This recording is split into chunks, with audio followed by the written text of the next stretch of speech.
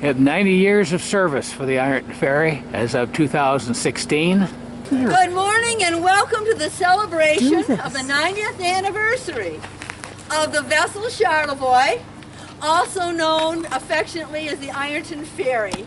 And we're real glad to be here this morning and celebrate it, and glad so many of you could be here. We have several dignitaries with us this morning. We have Representative Tristan Cole, and we have State Senator Wayne Schmidt, and we have Sheriff Schneider. There he is. And we have lots of representatives of the Sam Alexander family. Would you raise your hand if you're here with the Sam Alexander family? There they all are. So we're real glad to have you here this morning, because there will be a story involved with that. So that's a really good thing. This isn't the first ferry that was ever here. I won't do much history because Bob's doing it. But it was interesting that one of the very first ways to get across this little opening here was there was a guy with a rowboat. It's up here if you'd like to see it. These are brand new signs celebrating the ferry. There's one on each side. And you go to that guy, and for a nickel a person, he'd row you across. So that was the Ironton Ferry then. And then along came another Ironton Ferry. And that Ironton Ferry wasn't motorized. So you see it runs on cables. So you'd line everybody up in a line on the side, and you went, yo, heave ho, and got yourself across the opening. The kids were here just last Monday, and they were real glad that they didn't have to do that. So it was real nice. As you know, the Ironton Ferry, we had a fire on the ferry, not the ferry itself, she's a good girl, but a fire on the ferry. So she's newly renovated and really nice. And we wanted to celebrate. We'd had that 90th anniversary plan before that, but this just makes it even better because it's really renovated. I don't want to keep you standing out here in case it gets cold and rainy. Sarah, could you get the song? We have a gentleman in our neighborhood who plays actually at this restaurant here sometimes, named Dolph, and he has written a song called The Captain of the Ironton Ferry. And so we're going to bring it right up here so they can hear it. Bring it up. And so we're going to play that, and I'm going to ask all the captains that we have here to come right up here. The summer weather on the Great Lake. Captains up, please. To be captain of the ferry, it ain't no job for a boy. Going back and forth all day. It's a special turn this way. Screams like a banshee, and the passengers get a thrill. I'm the captain of the Ironton Ferry in the town of Ironton. I got no time for sitting around. I take tickets all day long. The gate goes up and the cars roll on. Can I have your ticket, please? I got this job because I love this place. I spend winter in Belize. I've never seen that. One day the cable broke and the ferry drifted downstream. She drifted toward East Jordan, if only that ferry could dream. Going back and forth again, her steel cable is secure. Just go back and forth all day and back and forth some more. I'm the captain of the Ironton Ferry in the town of Ironton. Got no time for sitting around to take tickets all day long. The gate goes up and the cars roll on. Can I have your ticket, please? Got this job because I love this place. I spend winter in Belize. Okay. Just thought you'd like to hear that. We had one more dignitary join us. We have Senator Jason Allen. Thank you for coming. It's a delight to see you here. And so, I'm going to ask, our ferry manager is Graham Fineout, and I'm going to ask him to introduce the captains here. Bob Goodna, he was instrumental in putting this celebration together, and we want to thank him a lot for giving us so much history and everything. This is Art Halloran, one of our very trusted and wonderful captains that helps us out whenever he can. And we talked briefly about the fire. And this was Helen, who got everyone off the boat very safely and did a wonderful job. And I would like to introduce at this time Sheriff Snyder to present her with a little something, if we could, please.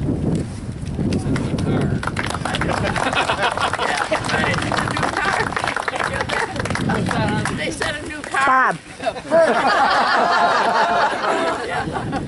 I want to speak to that fire briefly before I give this to Helen.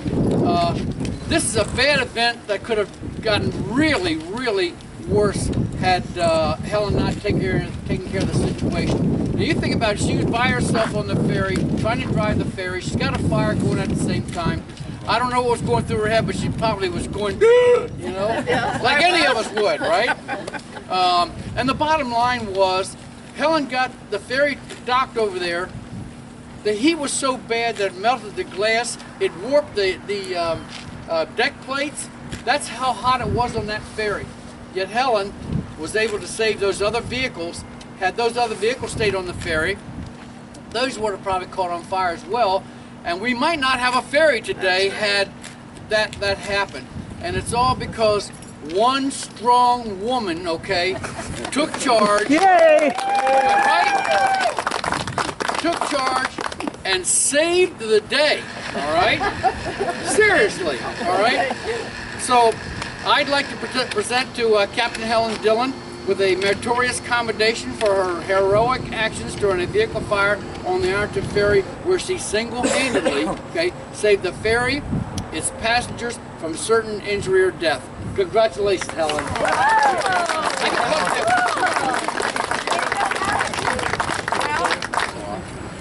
The next person I'd like to bring up is Bob Goodenough.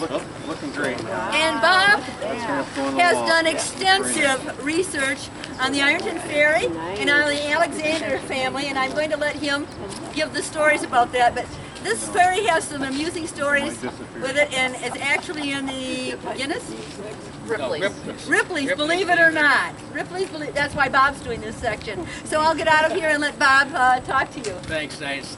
Thanks everybody for coming. I wrote a little news release thinking we were going to be on board the ferry.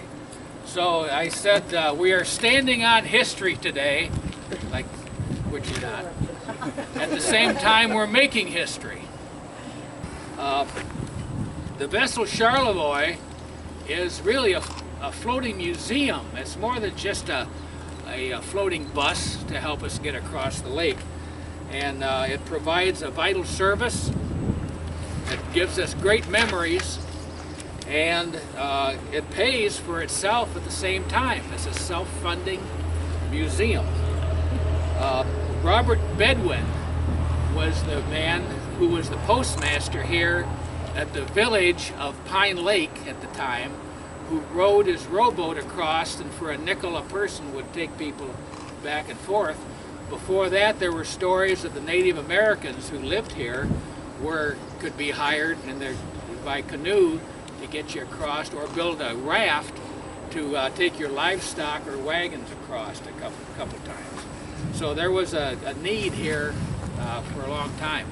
The commercial need started when the ironworks was built, and they needed a way to get people to work and back.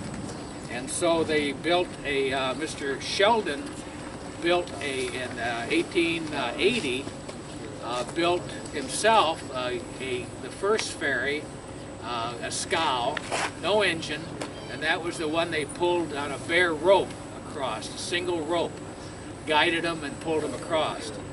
Later, a bigger ferry was bought by the township, and that was named the Eveline for obvious reasons. Eveline Township was run by the township. That one had a small engine that cranked the cable through, and then later they went to a larger engine, no propellers, it just pulled on the cable. 1926 is when our ferry was built. Sam Alexander started working on board the ferry in 1890, and he would have been 22 years old. He came up, his family came up, his father worked in the iron industry down in Ironton, Ohio, right across the river from where Sam was born in Quincy, Kentucky. And so Ironton, Ohio is a center for steel smelting during the Civil War, and I think that's where we got our namesake from the influence of James Alexander, Sam's father. and I've got to find out more information about him so I can document my theory. Sam, of course, was our most famous captain and was written up. A friend of ours, High Marple, was a photographer from Lansing, has a cottage. His family still has the family cottage 2 doors down from us in Chula Vista. He took pictures of Sam and the ferry and wrote up a story and sent it into Ripley's. In 1938, they sent up a representative to confirm his story, and that's how Sam Alexander got written up as having traveled 15,000 miles with never being more than 1,000 feet from his home. He lived right up here. And so he's in Ripley's, believe it or not, along with the ferry. Amos and Andy came to ride the ferry because of that publicity, and he got congratulatory letters from dignitaries all over the world because of that cartoon that they used to put in the newspapers about Ripley's. We want to honor and thank Sam's descendants for being here today. And Gretchen, would you introduce everybody and get us up to date? Yes, we're all great-grandchildren of Sam Alexander. This is Susie Van Alstyne. I'm Gretchen Grinnell. This is David Friend, and this is Deb Baculak. These 3 are siblings, and I'm a cousin of theirs. I braved the summer weather on the great lake of Charlevoix to be captain of the Ironton Ferry. That ain't no job for a boy. Going back and forth all day takes a special skill. The diesel engine screams like a fire truck, and the passengers get a thrill. I'm the captain of the Ironton Ferry in the town of Ironton. I got no time for sitting around. I take tickets all day long.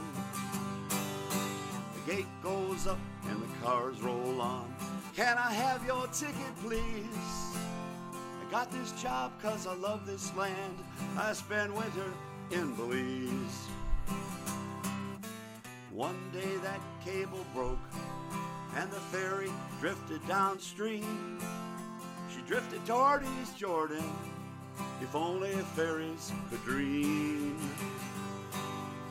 Going back and forth once again, her steel cables are secure. We just go back and forth all day, and back and forth some more. I'm the captain of the Ironton Ferry in the town of Ironton. I got no time for sitting around. I take tickets all day long. The gate goes up and the cars roll on. Can I have your ticket, please? I got this job 'cause I love this land. I spend winter in Belize. I got this job 'cause I love this land. I spend winter in Belize.